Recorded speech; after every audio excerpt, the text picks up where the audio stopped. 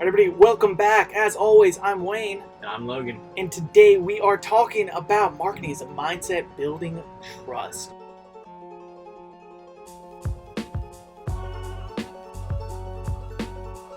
Guys, this is a topic that is pretty near and dear to both mine and Logan's hearts because, a lot of times when people think about marketing, they think about sales letters, think about different postcards, online marketing, your website, but truly, it is a mindset. Yeah. Right? It's in everything and anything you do. Logan, so take us in here, start us off, just the general marketing as a mindset. Where do you want to start? Actually, Wayne, do this. You go through it because I always leave these things off. You hit us first. Okay, well, I'll go ahead and get it going then because I know he said it in the beginning, when you're talking about referrals also, right? And when you're talking about BNI and you're talking about in person, trust can be built pretty easily, right? Because you're face-to-face with not even necessarily a client, but a potential lead source, right? That's where referrals are coming from. And if you're thinking about it right now, what is your closing rate on referrals? Probably really high, right? I bet you it is. And a lot of times when we ask potential clients of ours, when we ask new leads about literally what their closing rate is, they're like, oh, it's like 80%. I'm fire on the phone. Then we come to find out that almost all their leads are coming from referrals. And that's honestly one of the most trustworthy leads that you can get. And so the thing is, you need to be building trust everywhere and anywhere, whether it's in person or online. Now, we can dive a little bit deeper into this. One of the biggest things in my mind that builds trust that I really like to tell everybody, I know Logan will back me up on this, is video. Video is huge. As it's 2019, you can be putting video on your website, on your social medias, you can be going lives, and it's truly one of the best ways to build trust because in the past, at least, all you could do is, write some copy or write some words on your website or in an ad and, talk about how great you are, but you're missing all the other aspects of communication, right? Like the nonverbals of the tonality behind your wording, the actual body language. Like if you're watching this on YouTube right now, you see Logan and I both have a ton of body language that we're trying to express what we mean truly. This reminds me actually of that Key and Peele skit where they're texting back and forth, right? And one of them thinks that conversation's going super well, and he's like super chilled, and the other one's just totally misconstruing the entire thing. It seems super passive aggressive, and so you need to focus on trust.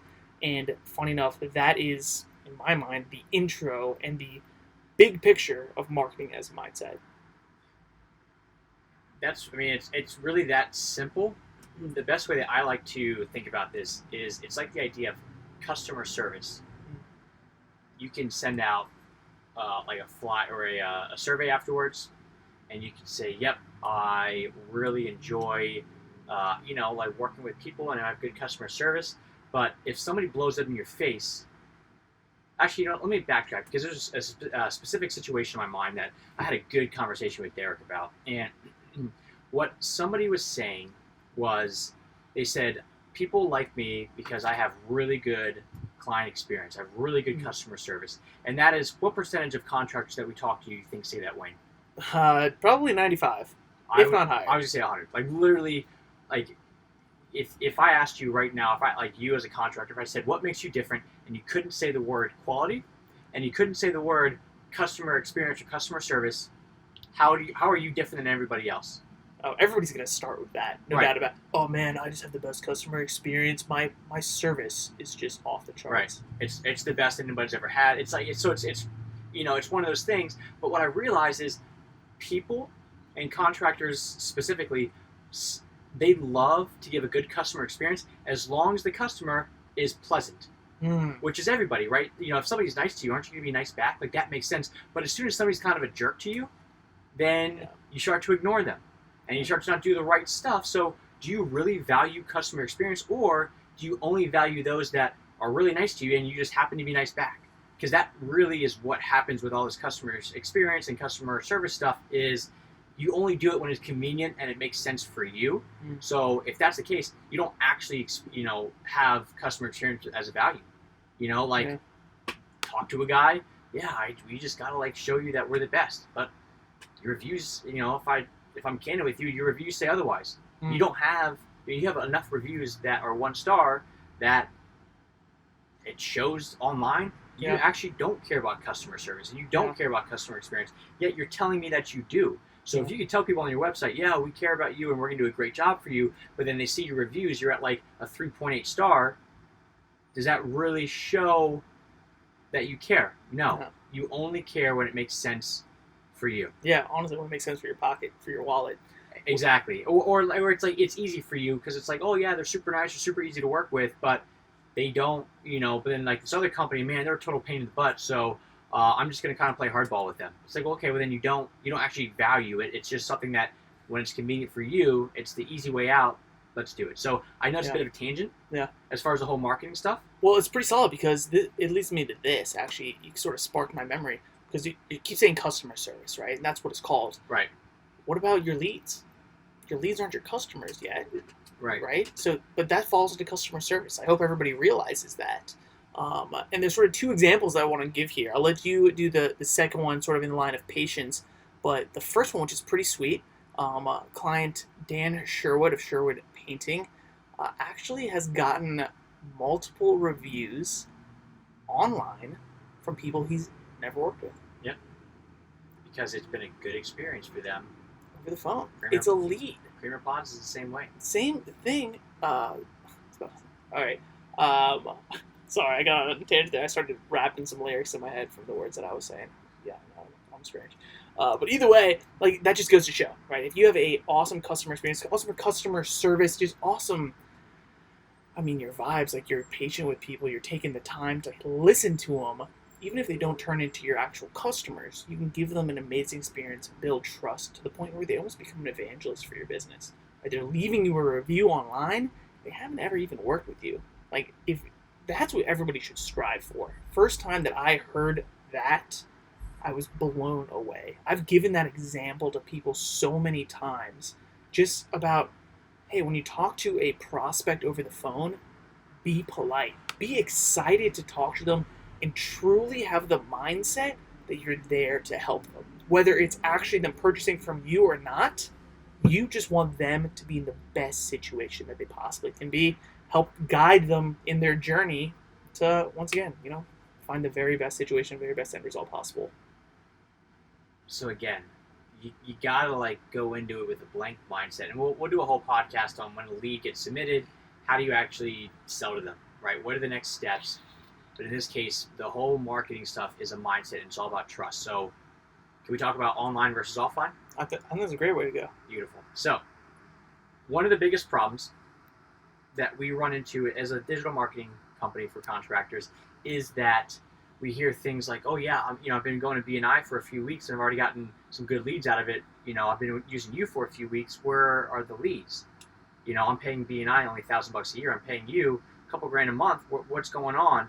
And here is what happens: is for the online world, if there is something, and a lot of people we're talking about are like remodelers and things like that. It is so much harder to sell pleasant, non-necessity services than it is to sell emergency services, because like a lot of roofers, like I always see ads for contractor marketers, and there's always going for roofers, because roofers understand that if somebody's looking for a roofer, it's most likely more on the emergency side, plus insurance will pay for it. So it's like, it's way easier for them. But for remodeling, think about it.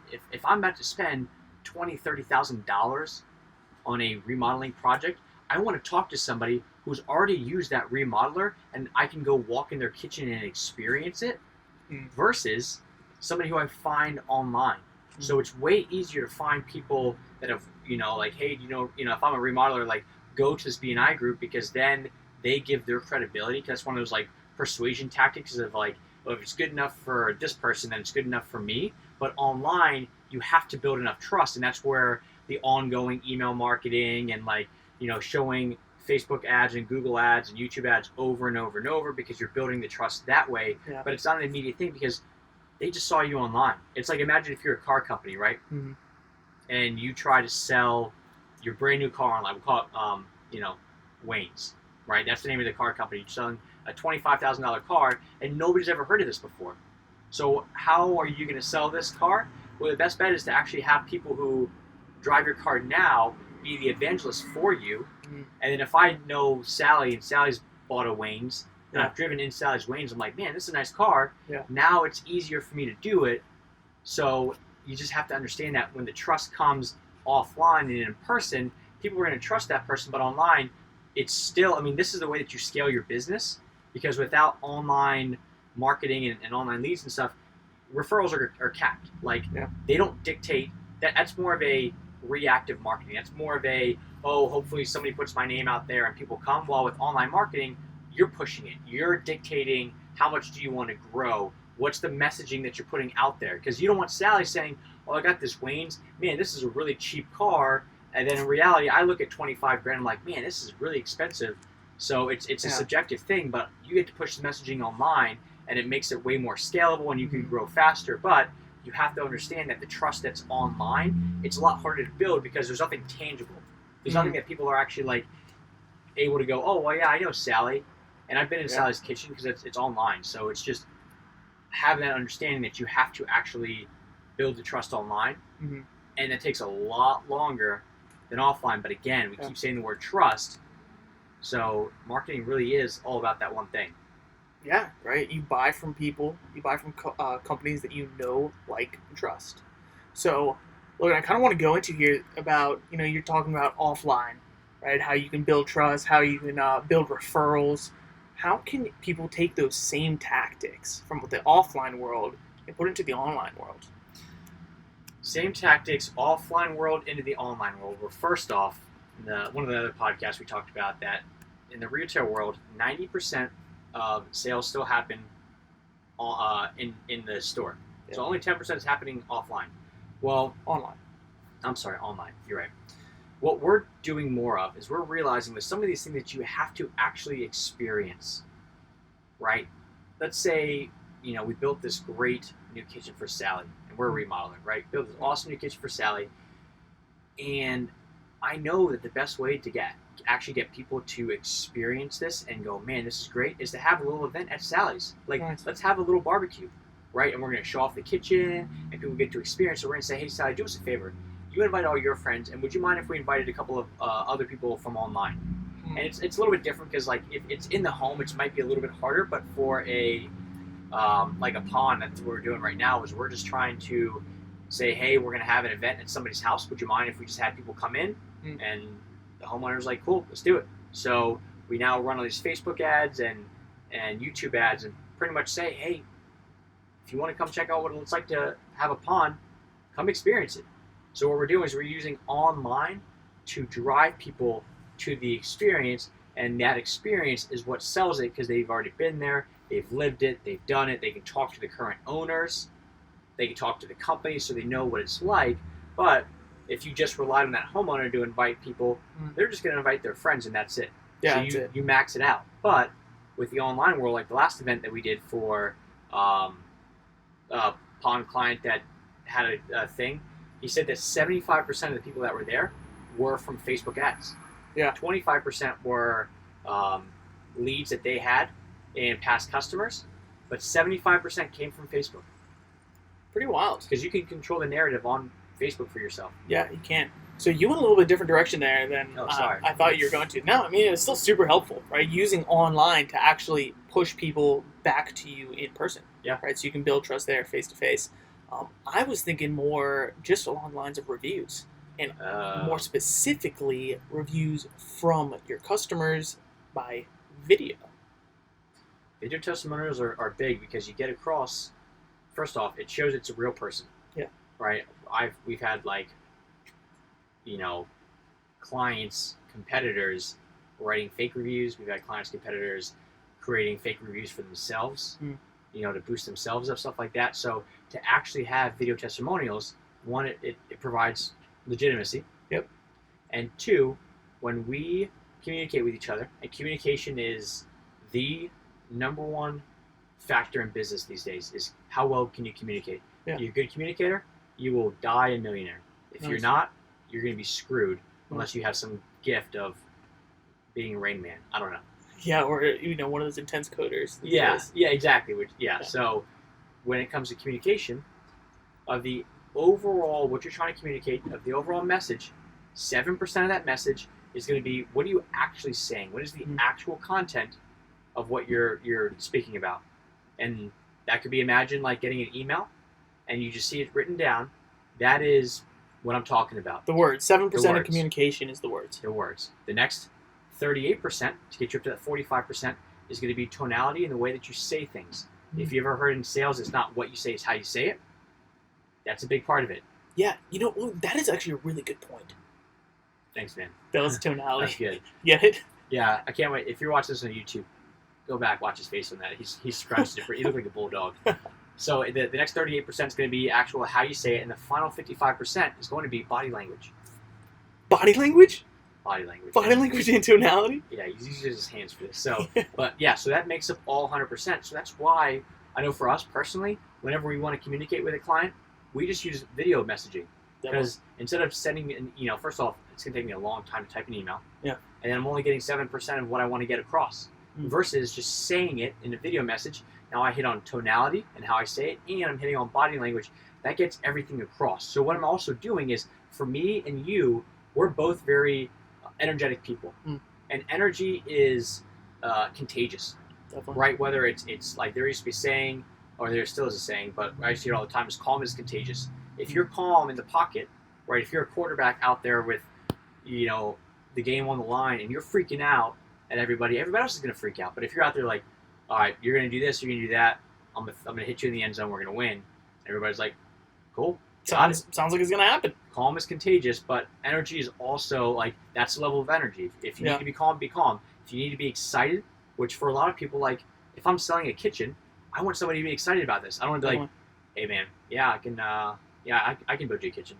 It's going to be $25,000. Yeah, or like, it's funny if you just talk about just the words behind it. If you send an email to someone that says, I can build you a kitchen, period. It's going to be $25,000, period. That's going to be totally different than if you shoot them a video or you see them in person and you go, yo, I can build you a kitchen. It's going to be $25,000. Yeah. I'm down. So, Logan, I want you to give this sweet example of elections. Past elections with the reference of energy behind it.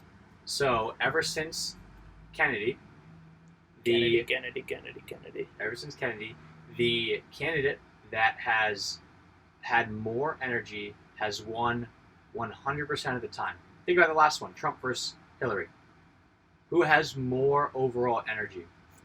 Hillary's a politician, Trump's a business guy. Yeah. Trump is, he's, depending on, like, it doesn't matter what side of we're not getting into politics here. But, like, Hillary, and there's two big things. Actually, here's the two sides of all this. And this is kind of a weird tangent, but the candidate that has more energy and the candidate that focuses on the future those are the ones that win. So Trump, Hillary's was I'm with her. Trump was make America great again, meaning make is a future thing. The one before that, Obama was something about change, but it's a futuristic idea because people always want what's next, and they want the energy. So if you're energetic about the future, hey, look, you could have an amazing kitchen in your house. Just imagine, Wayne, you're sitting there, you're entertaining, like you got your friends and family over, like, you're cooking, and it's an open concept kitchen, so you're not even gonna have that crazy wall that you hate right now, and everybody's loving it, and you're sitting there, and they're just throwing 20s at you because you're the man. I mean, now you're getting excited. But if I was just like, yeah, man, think about it. You're sitting there, you're cooking. People are just sitting there throwing 20s at you. Is this like a strip club kitchen? Why are they throwing 20s at me? Oh, yeah. I guess, I don't know. I personally never cooked and had 20s thrown at me, but maybe there's somebody out there that does that. But either way, the energy, if you can transfer your energy, it's big. I know, like, in the world of sales, like, if you can make somebody laugh, like after you make somebody laugh, that's like one of the best times to then ask for the sale. Yeah. So I did business-to-business, door-to-door sales. If anybody's ever done that racket, bless you, because man, that is a task and a half right there. But the whole thing was you start with an icebreaker, which is kind of what Logan's talking about. If you can make them laugh, we walk in and honestly, sometimes I would pretend that I got like a boombox on my shoulder and I walk in like bumping and people like, who the hell is this guy? But like I'm laughing and I'm kind of jumping up and down and literally just transferring my energy while I roll in and I'm like, Happy Taco Tuesday! And then people would once again laugh kind of awkwardly, but it breaks it. And now kind of their guards down, they're more open and accepting. And so I'm just transferring my energy, having a good time. And that's sort of where trust starts, right? Is with that communication, putting it across. And as we've been talking about this whole episode, trust is really the catalyst in the beginning of marketing as a mindset. So guys, I just want to say again, like you need to be focusing on this in every aspect of your business, not just like the words that you're writing on your website, not just the videos, but every time you're talking to a client, every time you're talking to even a friend about your company, you need to make sure that you're being honest, you're being truthful, you're building that trust, you're excited because it's marketing, right? Marketing is truly that overall mindset for your business. It's what's going to help you grow in the long term. What are we missing here? One other thing. The more trust you have with somebody, the easier it is to sell to them. That's why these online third-party lead gen sites, they don't know who you are. This homeowner comes in, and like, you know what? I think I want a new kitchen. I think I want my walls painted. Let me see if I can get a quote. And they go on there, and then this third-party lead gen sites push this out to 15 contractors. And then it's a horse game, right? It's, race to the bottom. They don't know who they're, it's just 15 random people. They have no idea who they are. So why would they not choose the cheapest person? Because it's like, you can't really stand out that well. It's tough. So when you start to use these sites, you're not standing out, and it's tough. So because they don't trust you, they don't know who you are. There's no relationship. It's the idea of like, imagine dating a girl for 2 weeks and asking her to marry you versus dating a girl for 3 years and asking her to marry you. It's more likely on the 3-year mark because they've been with you, they trust you, they know you, they have a relationship with you, they understand everything. But it's very hard to ask somebody to marry you after 2 weeks unless you have a good promotional offer. Which at that point, they're okay with throwing trust out the window because they're saying, okay, I can marry this guy, within 2 weeks because he's worth $30 million. There's gonna be no prenup. It's a good deal. Like you can only marry one person. Yeah, and like it's so it's like that's the idea of the more that somebody trusts you, the easier it is to actually sell to them. The less they trust you, the harder, unless you have a reason for them to quote unquote throw trust out the window a little bit because they're giving something away for so much. So if you've never heard or if you haven't heard our podcast all about promotional offers, which at this point might be like the previous one. Yeah, it's in the past one or two. Sure. Yeah, go listen to that because that's the idea of what we're talking about with the promotional offers is marketing is all about trust. But, I don't trust the ShamWow guy, but he's going to throw, for the price of one ShamWow, 17 ShamWows.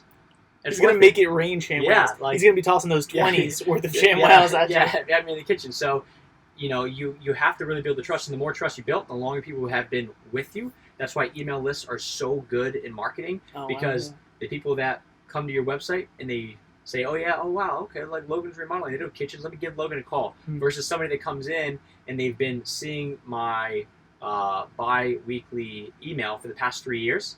That's all about value and me helping people out and showing them the whole process. When they call me up, they're ready. We have people that call us up.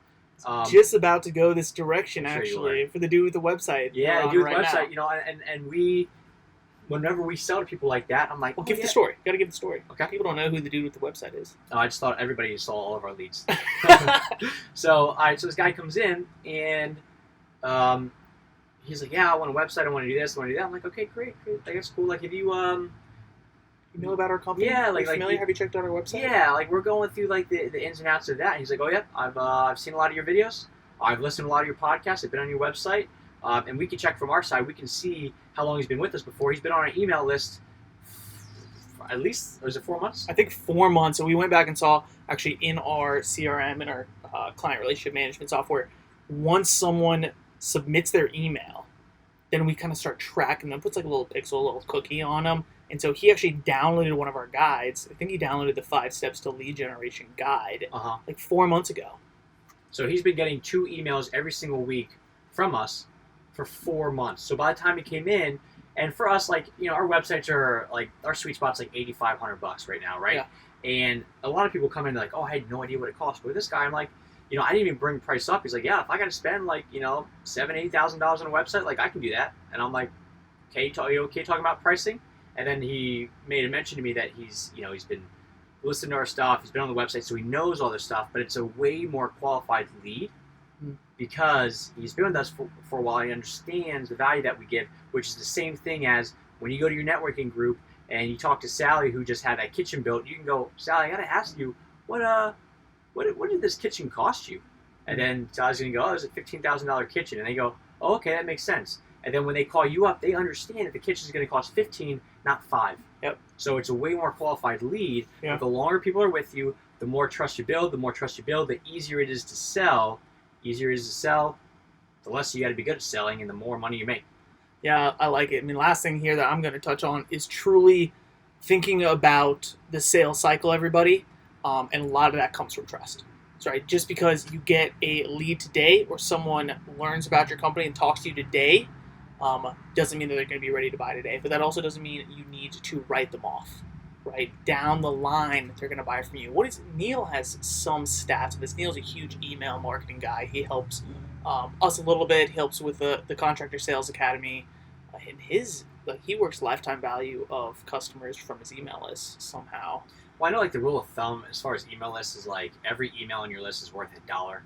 And it's subjective because like if you have 1,000 people on a kitchen bathroom email list, you think that way more than $1. Yeah, exactly. So there's just so many, like, you can just Google it, so many stats on like the amount of people that like based off if they've been with you for 6 months, for a year versus 3 years. Yeah. I mean, but the point of the matter is, just because someone isn't ready to buy from you today, don't count them out. Yeah. Right? Don't count them out. Maybe this project they're going to go with the less expensive person. Well, guess what? That less expensive company is a lot of times going to screw them over, going to screw over all of their trust that the person had in them. And while that's going on, you can keep building that trust. Right? You helped them as much as you could to the best of your abilities. Right? When you talked to them the first time, they weren't ready to buy from you. Yeah. All good. Yeah. Some people don't want to spend a lot of money. Everybody isn't your ideal client. But keep building that trust. Keep putting out great content online. And a huge majority of those people are going to swing back around. They're going to be your clients in the future. Beautiful. Guys, thanks so much for tuning in. If you're listening to this in podcast land, please hit subscribe. Drop a review for us down below because that's how we keep growing. That's how we're going to keep being able to put out content, keep helping the contractor industry grow as a whole.